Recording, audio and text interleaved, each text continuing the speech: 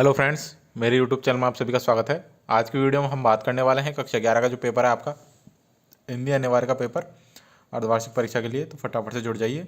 जिन्होंने पुराने हमारे वीडियो नहीं देखे हैं उन्हें भी एग्जाम से पहले देख कर जाएँ, और जिन्होंने चैनल को सब्सक्राइब नहीं किया है चैनल को सब्सक्राइब कर लें। डिस्क्रिप्शन में व्हाट्सएप ग्रुप का लिंक दिया हुआ है, जाकर ज्वाइन कर लीजिए। कोई भी प्रश्न में दिक्कत आती है तो वहाँ पर आप प्रश्न भेज देना, आपको उसका उत्तर मिल जाएगा। तो आइए बिना देरी के स्टार्ट करते हैं पहले प्रश्न से। देखिए, पहला प्रश्न है आपका जिसमें आपको अपठित गद्यांश दे रखा है। गद्यांश को पूरा पढ़ना है ढंग से। सभी प्रश्नों के उत्तर आपको इसी के अंदर मिल जाएंगे।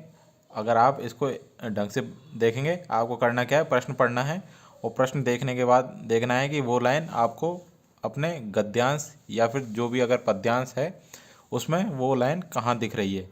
अगर आपको वो लाइन दिख जाती है तो उसके आसपास ही उसका उत्तर मिल जाएगा। जैसे देखिए, पहला प्रश्न है, ईर्ष्यालु व्यक्ति किस आदत के कारण दुख उठाता है। तो ये देखिए, इसका उत्तर रहेगा दूसरों की वस्तु को देखकर। ये देखिए, ईर्ष्यालु व्यक्ति उन वस्तुओं से दुख उठाता है जो दूसरों के पास हैं। नेक्स्ट है सेकंड नंबर क्वेश्चन, अपनी तुलना दूसरों के साथ कौन करता है। तो अपनी तुलना दूसरों के साथ कौन करता है? ईर्ष्यालु मनुष्य। नेक्स्ट प्रश्न है, ईर्ष्यालु अपने पास की वस्तुओं से आनंद नहीं ले पाता है क्योंकि वह चिंतामग्न बना रहता है। नेक्स्ट है फोर्थ नंबर, अपने अभावों के बारे में निरंतर सोचने में ईर्ष्यालु व्यक्ति दूसरों के विनाश में लग जाता है। नेक्स्ट है, अपने अभाव पर दिन रात सोचते सोचते वह किसकी प्रक्रिया को भूलकर विनाश में लग जाता है। तो वह सृष्टि की प्रक्रिया को भूलकर विनाश में लग जाता है। अगला प्रश्न है, ईर्ष्यालु शब्द में प्रयुक्त प्रत्यय है। तो ईर्ष्या प्लस आलू, तो इसमें कौन सा प्रत्यय रहा? आलू प्रत्यय। नेक्स्ट है, उपयुक्त गद्यांश का उचित शीर्षक लिखिए। देखिए, शीर्षक सबका अलग अलग हो सकता है, इसमें कोई दोहराया नहीं है, लेकिन आपको अपने गद्यांश या पद्यांश से मिलता जुलता शीर्षक बताना है। तो अपने गद्यांश में सबसे ज़्यादा वर्ड क्या आ रहा है? ईर्ष्या। तो ईर्ष्या से ही मिलता जुलता आपको बताना है। ईर्ष्यालु व्यक्ति या ईर्ष्या और उसके दुष्परिणाम, ऐसा कुछ आपको शीर्षक लिखना है। नेक्स्ट है सेकंड नंबर प्रश्न, जिसमें आपको अपठित पद्यांश दे रखा है, जिसको पढ़कर प्रश्नों के उत्तर देने हैं आपको। ये आपका पूरा पद्यांश है। तो इसका पहला प्रश्न है, अंबर किसकी चादर बने। तो अंबर सुखों की चादर बने। ये देखिए, पहली ही लाइन है, अंबर बने सुखों की चादर। नेक्स्ट है, यह मिट्टी किसकी जननी है। तो यह मिट्टी जगत की जननी। तीसरी लाइन देखिए, तो जगत की जननी है।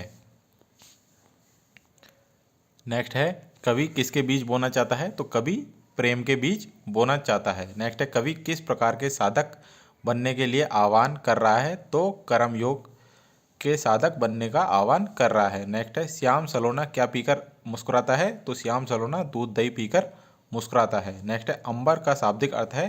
तो अंबर का शाब्दिक अर्थ है, आपको पद्यांश में से ही इसका अर्थ बताना है। अगर पद्यांश में नहीं मिले तब जाके आपको इसका अपने जो मन में आ रहा है वो बताना है। अंबर क्या होता है? आसमान होता है, आकाश होता है।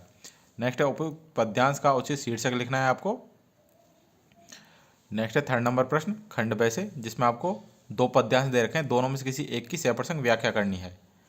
ये देखिए, दोनों पद्यांशों को देख लीजिए। एक पद्यांश ये रहा, पहले दोनों को देखना है, फिर आपको डिसाइड करना है कि दोनों में से आपको अच्छे तरीके से कौन सा आता है।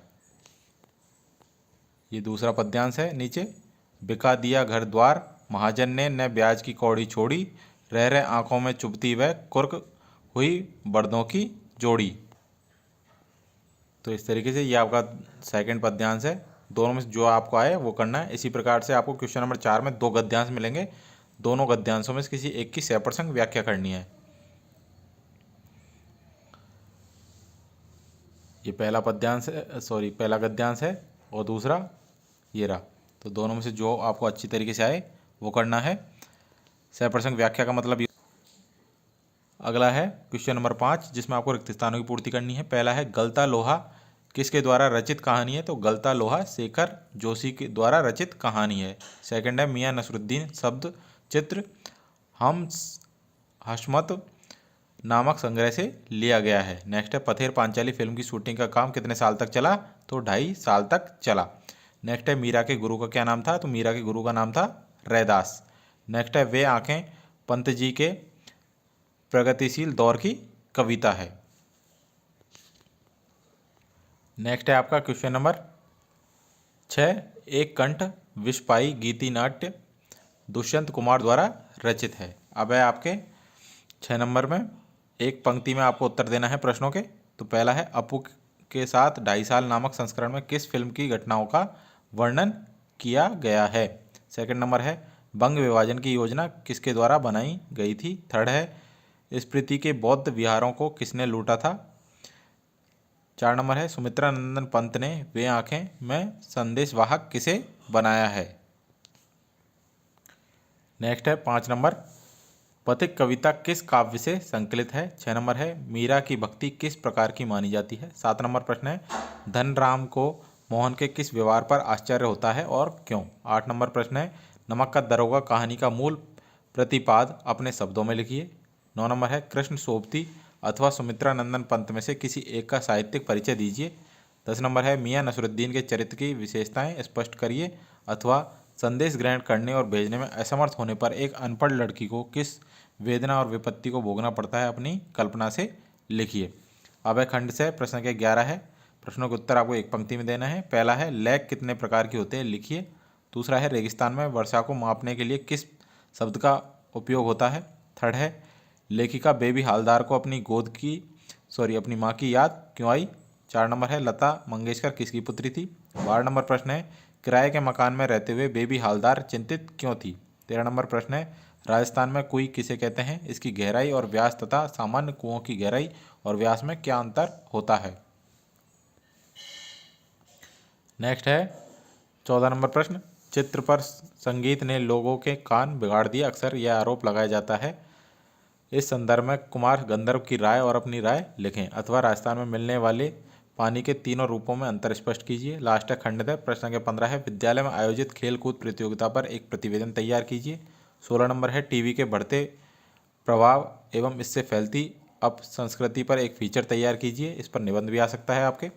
17 नंबर प्रश्न है जिलाधीश जालौर की ओर से स्वास्थ्य सचिव राजस्थान सरकार जयपुर को निर्धारित प्रारूप में एक कार्यालयी पत्र लिखिए जिसमें गायों में फैली लंपी बीमारी से राहत दिलवाने के लिए राजधानी के विशेष चिकित्सकों का एक दल भेजने के लिए निवेदन कीजिए। 18 नंबर प्रश्न है लास्ट प्रश्न जिसमें आपको किसी एक विषय पर निबंध लिखना है। पहला है बेटी बचाओ बेटी पढ़ाओ, दूसरा कोरोना वायरस 21वीं सदी की महामारी, थर्ड है स्वच्छ भारत स्वस्थ भारत और 4 नंबर है विद्यार्थी जीवन में इंटरनेट की भूमिका। तो ये थे सारे महत्वपूर्ण प्रश्न जो आपके पेपर के अंदर आ सकते हैं। तो सभी प्रश्नों को ढंग से देखें, याद करें और जिन्होंने चैनल को अभी तक सब्सक्राइब नहीं किया है चैनल को सब्सक्राइब कर लें, नोटिफिकेशन बेल को ऑन कर लें जिससे आपको हर वीडियो की अपडेट टाइम से मिल सके। Thank you.